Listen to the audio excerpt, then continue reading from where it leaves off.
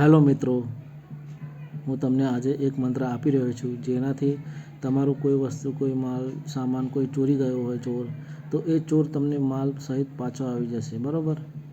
મંગળવાર કે રવિવારના દિવસે કર્મટીકા વૃક્ષ નીચે મૃગાસન પર બેસી ગધડીના લાકડા પ્રગટાવી સરસવ અને ગોગરથી જપતા હવન કરવા. બરાબર. 108 વખત હવન કરવું, જેથી ચોરી થયેલ માલ સહિત ચોર પાછો આવી જશે, અથવા માલ ઘરે આવીને મૂકી જશે. બરાબર. આ મંત્ર આ પ્રમાણે છે: ઓમ દ્રુમાજક હુંકાર સ્ફટિકા દહ દહ ઓમ. આ મંત્ર 108 વખત હવન કરવો, જેથી તમારું ચોર માલ સહિત પાછો આવી જશે. તમને આ વિડીયો પસંદ આવે તો શેર કરો અને લાઈક કરો અને સબસ્ક્રાઈબ કરો ચેનલને.